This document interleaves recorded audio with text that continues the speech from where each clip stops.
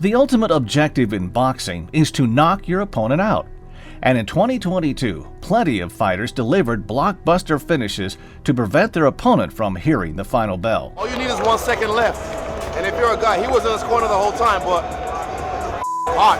Can't teach that. Welcome back to SMB Boxing. And just like we have done for the last 2 calendar years, join us today as we count down our picks of the best knockouts from 2022. Starting with easily the most controversial KO on this list. In a lightweight main event bout in California, Ruben Torres and Christian Baez keenly contested the first 6 rounds, which included both men touching the canvas in round 2. Your venue. Right. Oh! Torres clap! Oh! Haymakers, huh? Oh, this is a touch. Torres gets caught. In the 7th round, a tangle of feet and a right hand from Torres sent Baez falling backwards for a scored knockdown. Baez got up quickly and complained to the referee about the ruling. What happened next was an example of a fighter getting ruthlessly punished for not heeding an old boxing adage that says, protect yourself at all times. He thought he tripped, but he was... Goodness!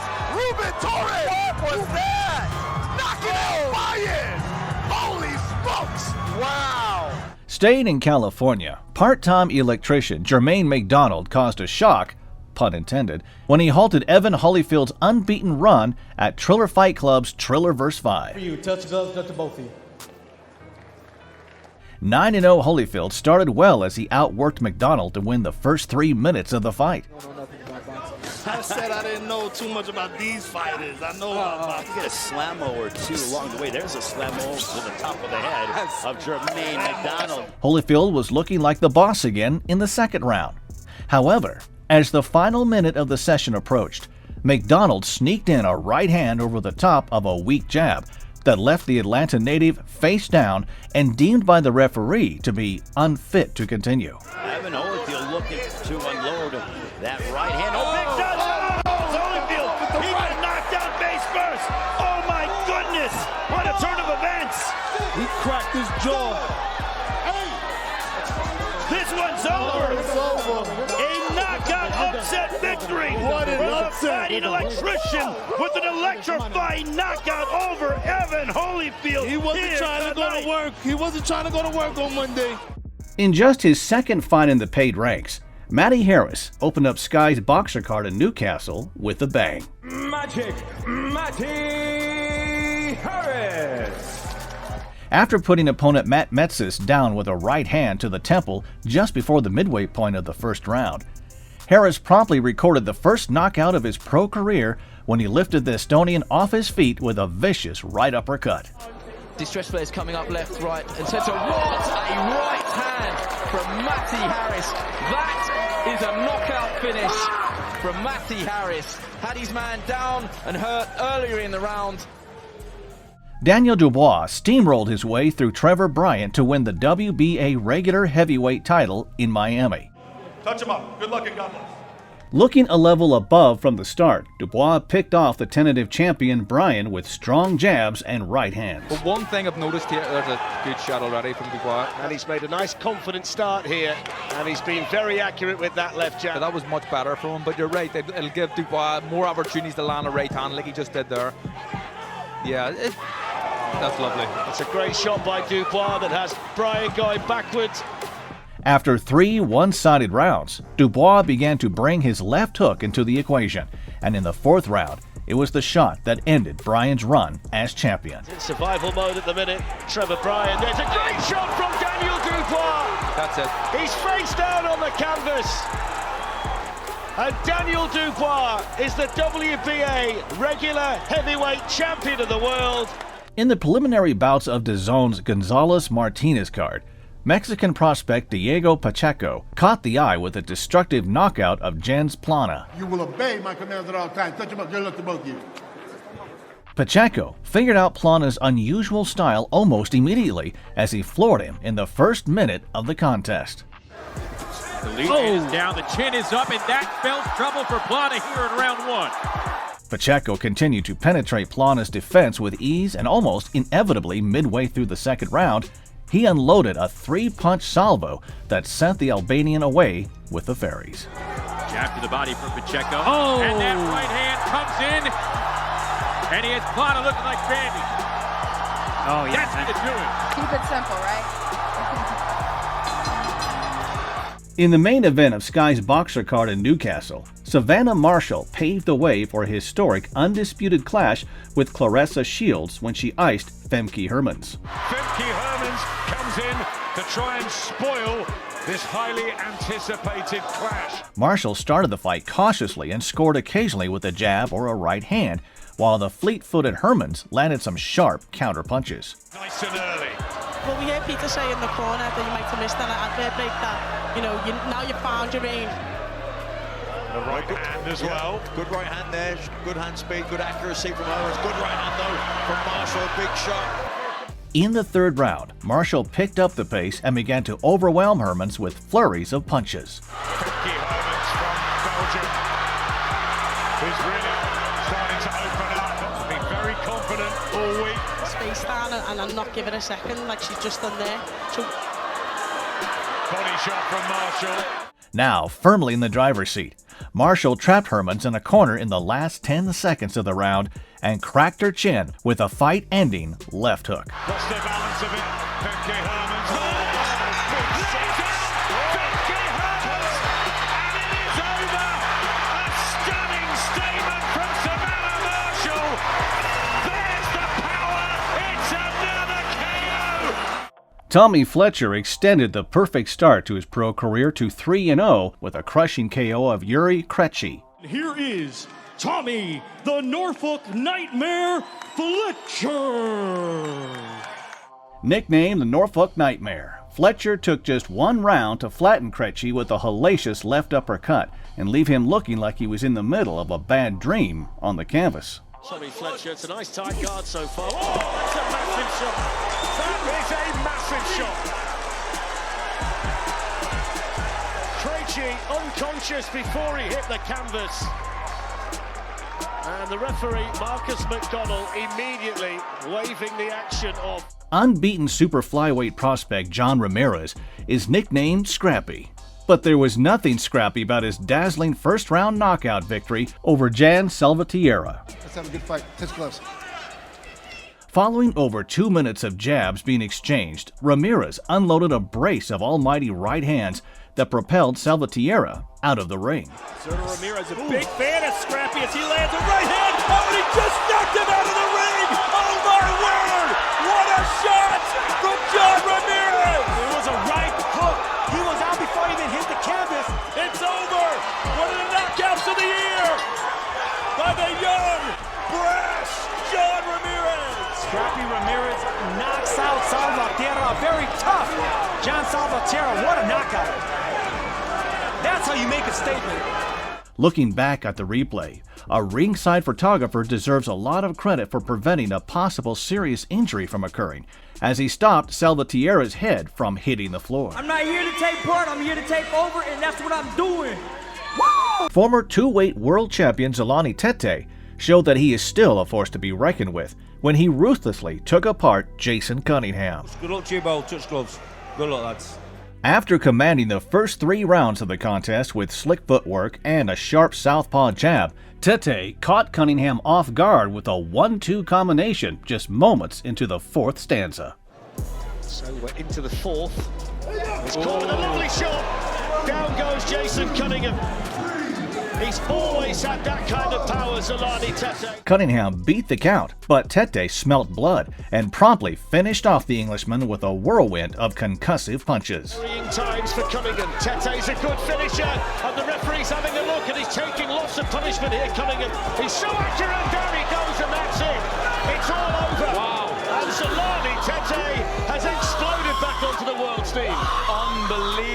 Unbelievable performance. Jason Cunningham, a guy right in the crest of a wave at the minute. Unbelievable performances from him. His last 7 fights unbeaten, fought some good opposition, had some fantastic wins, on the verge of fighting for a world title, and Zolani Tete's just done that to him.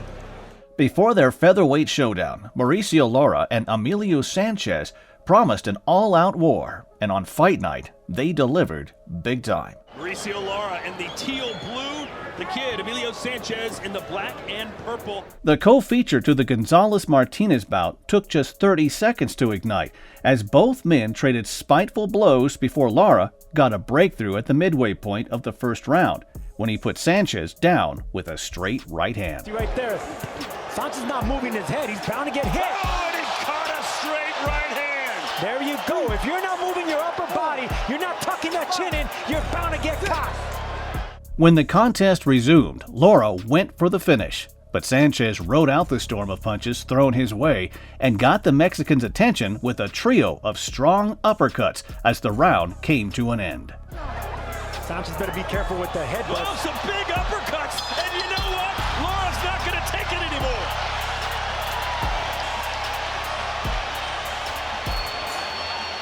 Despite already hitting the canvas, Sanchez continued to fight fire with fire in the second round. But the American was the one who once again came off worse, as Lara had him in trouble in the last 10 seconds of the session. Boy, fun fighting on the inside. Oh, he caught him again right on the ear. And another one. The more they hit something, the more confidence they get. Grazed him, buckled him, and the bell's going to save him.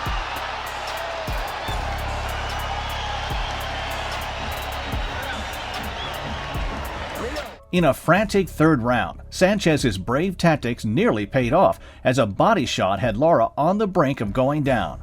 However, in a stunning buzzer-beater moment, Lara undone the American's hard work and left him under the turnbuckle with a ferocious flurry of power shots. May be tough. He may be a tough phone, but that body shot hurt Lara. Yeah. That body shot hurt him. He is holding on for dear life right now. Look at Lara. And Sanchez won't get credit for a knockdown there, but Lara was going down. He leaned hard into him. An uppercut there, man. Good counter shot for Lara. Left hook again, right hand, and Sanchez is now stumbling around. Look at this! Incredible action! The legs aren't under Sanchez. He's buckling. It's not going to take much. And that bit him over! What a knockout! It's over! The Bronco has done it again! Fantastic! What a fight, what a round. That was violent. And Lara got that knockout punch in just before the bell. On KO percentages demonstrated by a combined record of 25 fights with 23 ending with wins by knockout, the clash between lightweight prospects Edwin De Los Santos and Luis Acosta looked very unlikely to go the distance. Touch gloves, good luck. Following a knockdown scored by Los Santos in the first round, the pre-fight stats were emphatically reaffirmed in the second round when the Dominican southpaw went one better and reset Acosta's nervous system with a blinding jab that was quickly followed by a crunching left cross. He just needs the rounds and the experience. And a left hand and down goes Acosta, and that's it.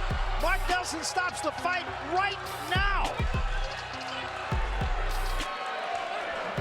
You get two headhunters together, you get two fighters looking to make a big statement, you knew somebody would. Nicaraguan journeyman Brian Morena pulled off a massive upset when he spectacularly stopped the previously unbeaten Frank Arnold from reaching double digits in wins at London's York Hall.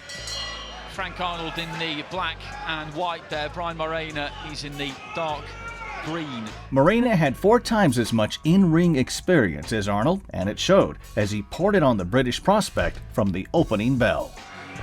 Dipping at the waistline one way and then the other, but he's looking for that right hand, Morena. As I said, seems to particularly fancy it tonight. Right hand down the middle. And he needs to move against this guy. That's a tremendous right hand, but again, Arnold's on the ropes. That right hand just landing again there from Morena. That one was over the top. Morena has seen something early in this contest which has really made him feel like he can get the win here, but maybe he can even take Frank Arnold out. This is good for Morena. That's a good round for Morena. Tremendous stuff.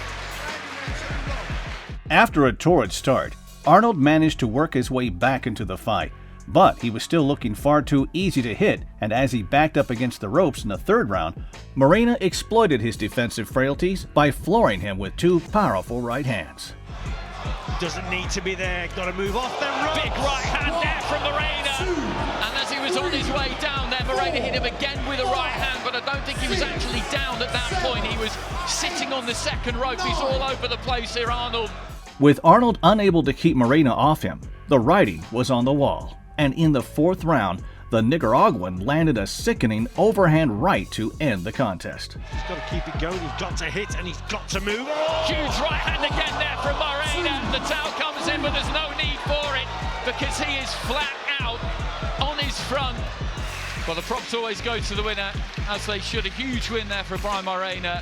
Undefeated blue-chip prospect Mark Castro kicked off the Canelo-Golovkin 3-card in style with a fierce KO of Kevin Montiel Mendoza. Listos, vámonos.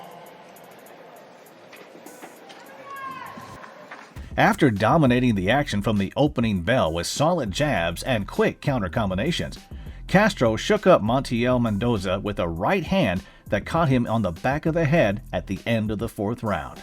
Good shot there from Montiel, but Castro replies right away with a shot that has hurt Montiel. Montiel on wobbly legs, right at the bell, and a stutter step onto the stool from Kevin Montiel. Sensing that Montiel Mendoza had not fully recovered at the start of the fifth round, Castro moved through the gears, and 95 seconds later, a scintillating right uppercut secured him an 8th career win. He's getting hit in a lot of places. That may be one of them, but a beautiful uppercut, and that is it. Wow! What a shot from Mark Castro. Since turning pro in 2018, Bahadur Jalolov has quietly but violently climbed up the heavyweight rankings with a 12-fight knockout streak. The big Uzbek, Bahadur Jalolov. In fight number 11, Jalolov, who won a gold medal at the Tokyo Olympic Games in 2020 before resuming his pro career, dominated opponent Jack Mulawai from the off and was close to ending matters on numerous occasions in the first 7 rounds. There's a sharp left hand that staggered him. Up against the ropes now, and he's trying to close the deal right here. And Mulawai still on shaky legs. The man known as the Big Uzbek even dropped Mulawai face first in the final few seconds of the 6th round, but was denied a finishing chance by the bell. There was a good left hand, and that could be a knockdown. It is.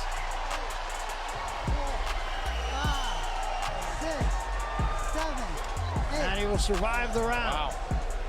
After the amount of grit that Mulawai had shown to make it to the 8th and final round, he deserved to take the fight to the judges' scorecards.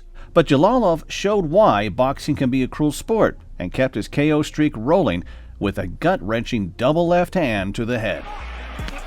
Good body shot. Drive goes for the left hand.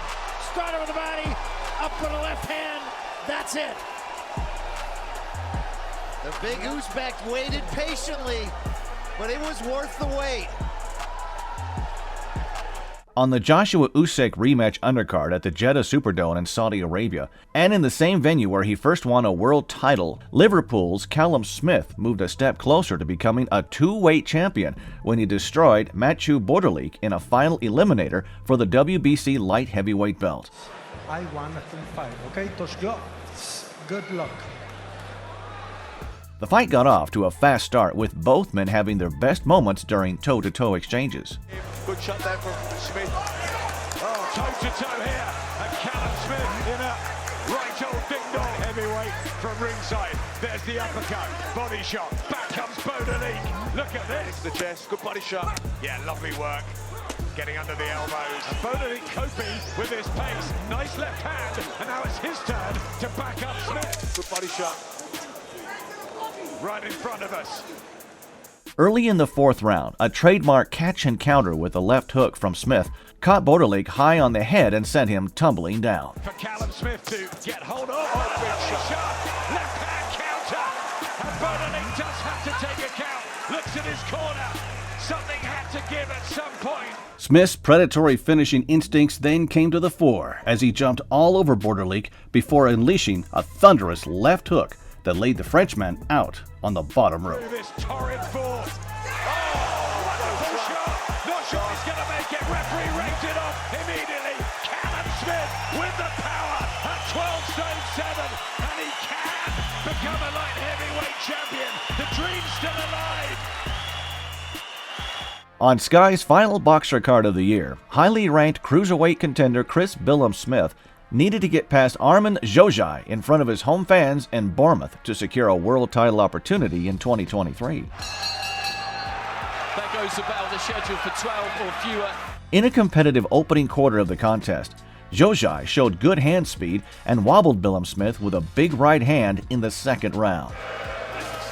Oh, good shot from Zhojai, and the legs went there for Billum Smith. The knees definitely dipped, but he got them back under control pretty quickly. Despite being momentarily stunned in the early stages, on paper and in the ring, Billum Smith looked to be the more heavy-handed fighter, and in the fifth round, the Bournemouth man dramatically proved that he did carry an extra bit of dynamite in his gloves when he starched Zhojai with a series of brutal punches. Oh, good uppercut. The uppercut again there from Billum Smith. Nice left hand as well.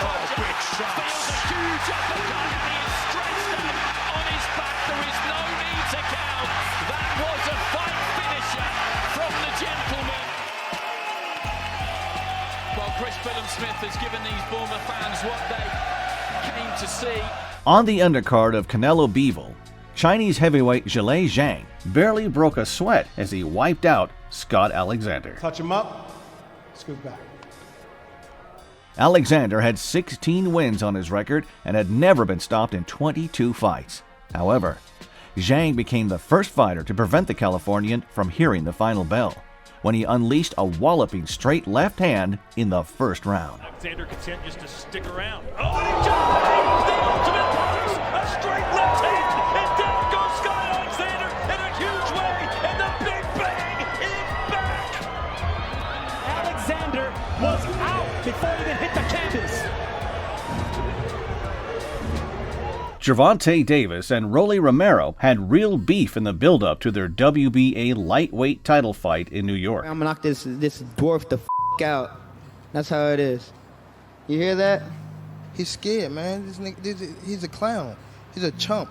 That's all he do is talk. That's what he winning at, talking. I mean, he got a big ass head. It's gonna be kind of hard to miss. I mean, he gets hit by every single opponent. 25,000 that's gonna come here and pay hard-earned money to the Barclays Center. What can you guarantee them that they're going to get on May 28th? Gervonta Davis on the canvas, he's going to get knocked the out. Tank, what can you guarantee us on May 28th? See y'all there. As both men had reputations of being knockout artists, the fight itself was a power-punching chess match, with Romero taking up the position of aggressor and Davis adopting the counter-puncher role. We talked about the jab that Romero's using, really effective. Combination from Romero.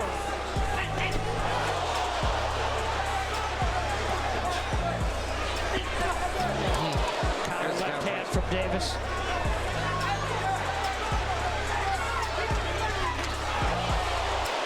Leaving himself a little open for a counterpunch. He might want to jab his way on. The more the fight wore on, it was clear that something had to give, and in the sixth round, it was Romero's body that gave way when Davis walked him into a sizzling straight left. Kind of awkward, but in this fight, he's not looking. There's a big left hand, and down goes Romero.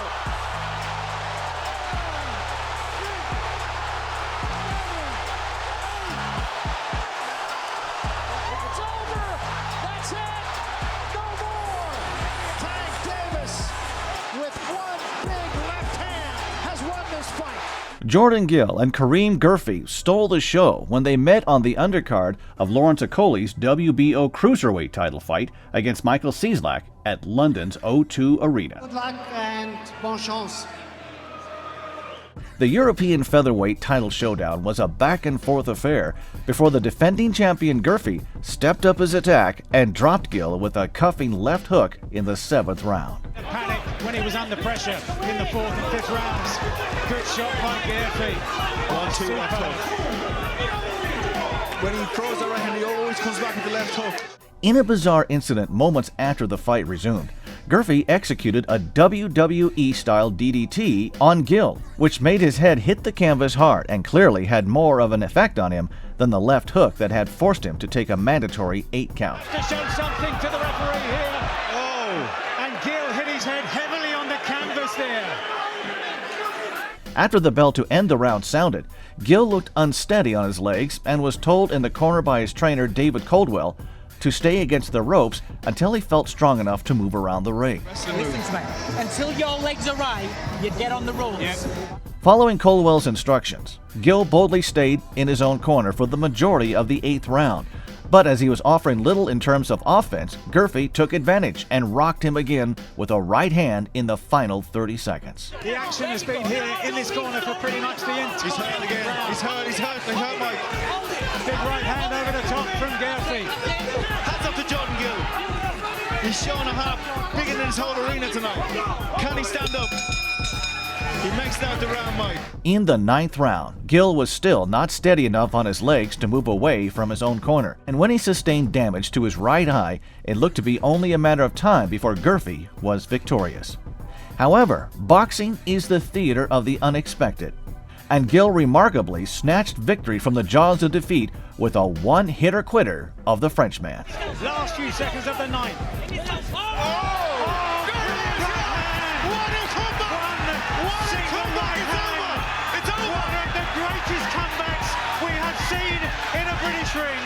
One single right hand, just as the bell was about to sound at the end of the round.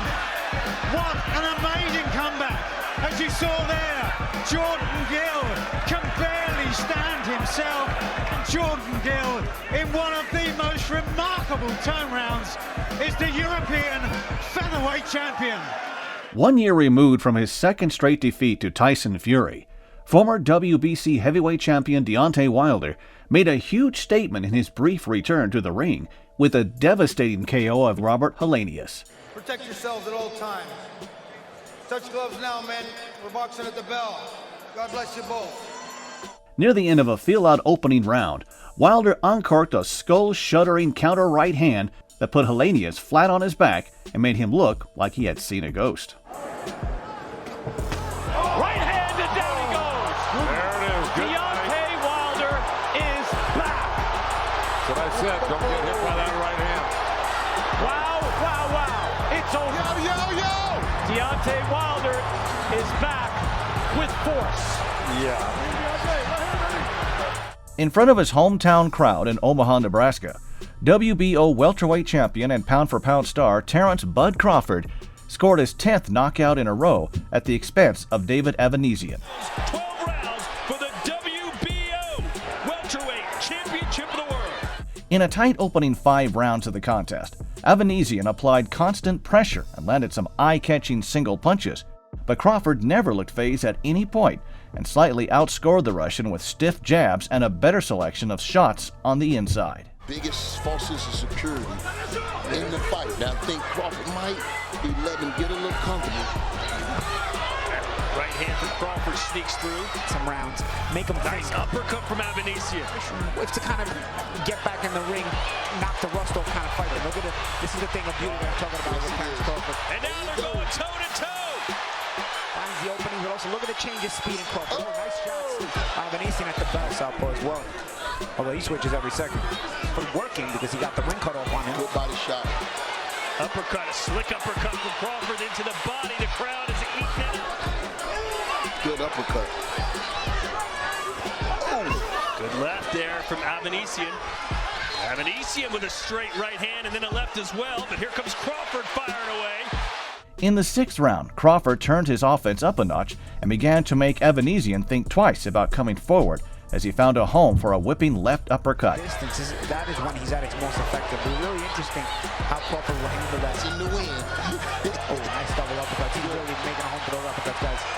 In the final minute of the round, Crawford used what was now his most effective punch, a left uppercut, to set up a scorching right hand that caught Evanesian flush on the jaw and sent him plummeting down on his back. Crawford's taking it up the gears. Nice.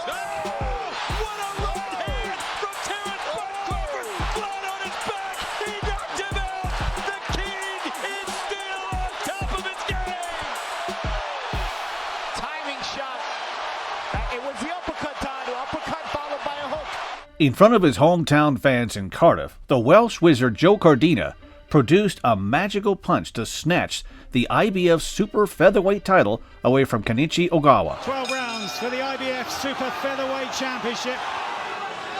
Both men took a good look at each other and had their moments in an even opener. However, a minute into the second round, Cordina abruptly brought down the curtain on Ogawa's title reign with a peach of a right hand. Because you've got to do something for him to... Brilliant right hand! Kenichi Ogawa is out on the canvas. The most stunning finish before the halfway stage of the second round. Wales has another world champion. There was certainly no love lost between Caleb Plant and Anthony Durrell before their WBC Super Middleweight title eliminator on the Wilder-Helenius undercard.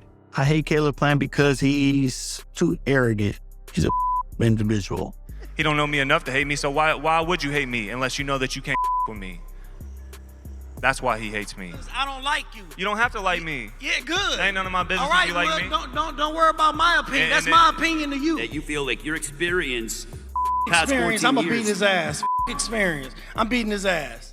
On fight night, it's safe to say that the fiery words in the build-up did spill over into the ring for Durrell as he used rough house tactics on the inside in the early rounds.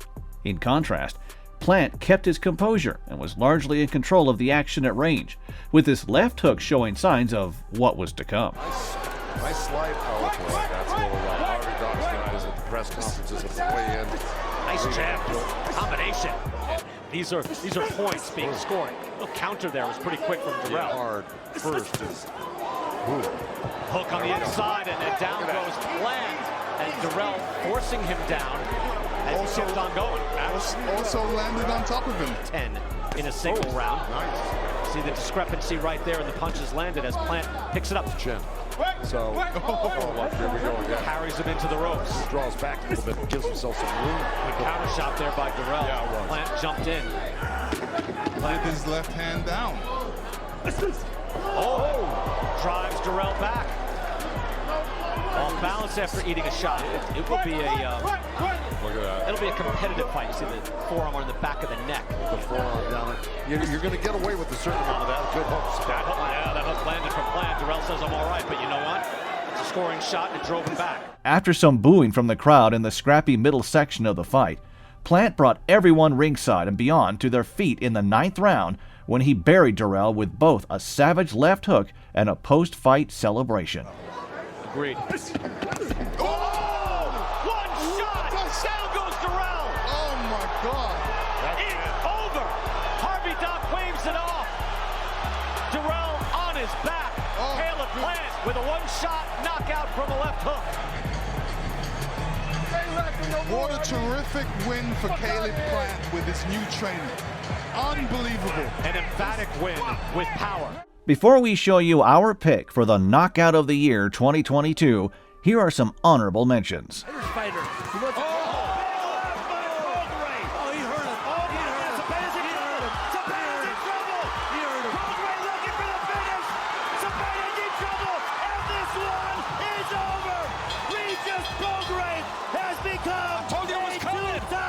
Super lightweight champion of the world!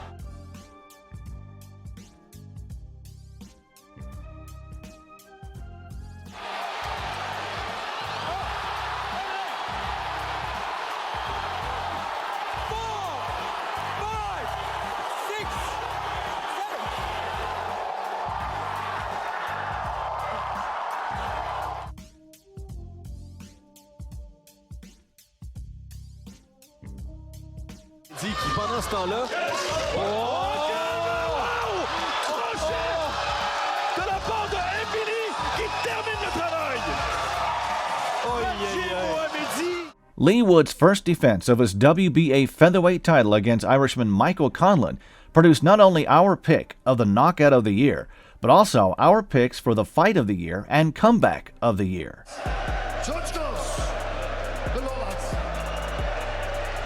With the fight taking place in Wood's hometown of Nottingham, Conlon got off to a dream start when he put the defending champion down heavily with a booming overhand left on the bell to end the opening round.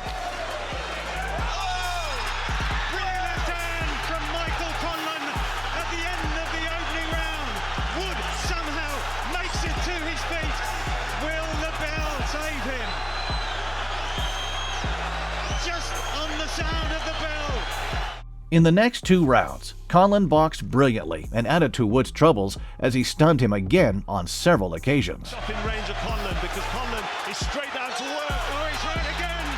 Same left hand. He's trying to hold on. The legs have gone. Wood's in big, big trouble. Can Conlon produce a sensational finish? Oh, big left hand once again. Wood this time takes it. Wood needs to hold on and just keep out of the way. When he can. Left is coming straight for that chin.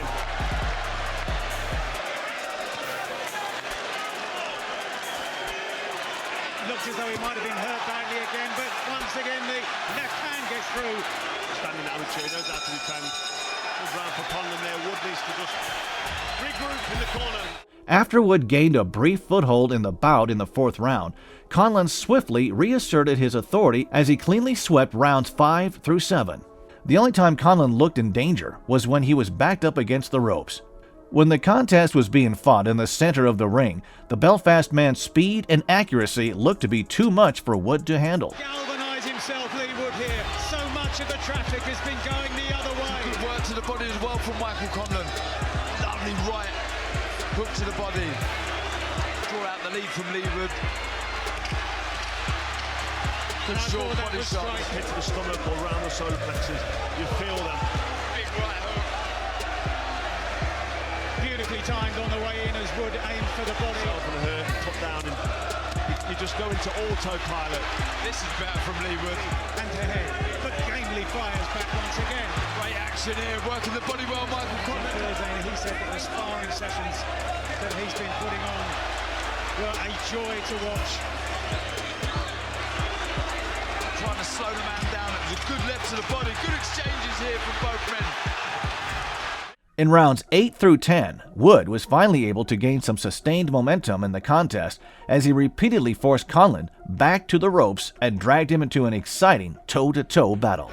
Really forcing himself onto Michael Conlon, backing him onto the ropes, letting a good barrage of punches go. All the barbs that were traded at the various press conferences. Huge left hand from Michael Conlon. No question about it, they've drawn it out of each other. Fires back there, but soaking up too many left crossers. Back comes Lee Wood again, firing in defiance, putting Conlon back on the rope, trying to keep his title. So much bravery shown from Lee Wood, really forcing himself onto Michael Conlon. He's landing shots, the judges will see that and they'll score him. Oh, good right hook. Great. Can he maintain his supremacy? 2 big left hands again. Yeah, he needs to let his shots go when he gets there. Oh, there's another lead right hook then that found the target. To fall for big shots, just coming straight at him. The hand of Conlon's is still proving so troublesome, and again he lands it flush. Back onto the rope, that's where he's got to work. Good left to the body, and again from Michael Conlon. Working the body really well. Oh, and he's hurting to the body there. I'm sure he almost doubled over there. The elbows have come down of Lee Woods. Some good quality crisp shots here from Conlon. Here fires back Lee Wood. Brilliant return from Wood. This is good work from Wood. Still hoping for an amazing turnaround. Big shots from Lee Wood. Here it comes, Lee Wood. He's picking shots nicely. Conlon on his back foot, doing a good job defensively, but Wood getting through. Best spell of the fight for Lee Wood. It's come in the closing stages of the 10th round. Was that a breakthrough round for Lee Wood? Near the end of the 11th round, a round that Conlon was clearly winning, Wood got a slight stroke of luck when he landed a left hook at the same time that the Irishman was slipping down to the canvas, and the moment was then ruled as a knockdown by the referee. This level of courage, this level of resistance as Lee Wood fires back and scores the knockdown at the end of the round. Conlon saying he slipped, his corner are saying he slipped, but Lee Wood somehow has come back to score a knockdown.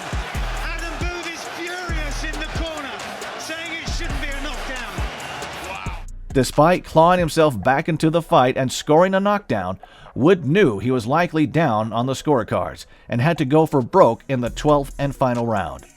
Moments after a mandatory touch of gloves, the Nottingham man poured the pressure on Conlon and eventually got the conclusive finish he was looking for.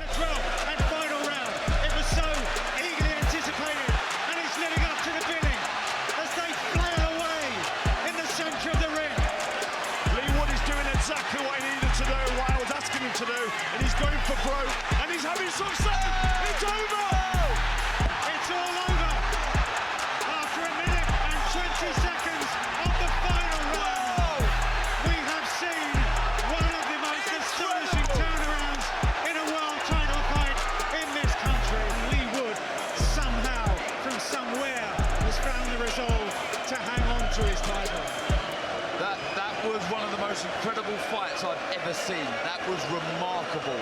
Absolutely incredible stuff. A win against an up-and-comer would have firmly put his career back on track. However, Joyce quickly and emphatically ended the American's resurgence with his most devastating knockout to date.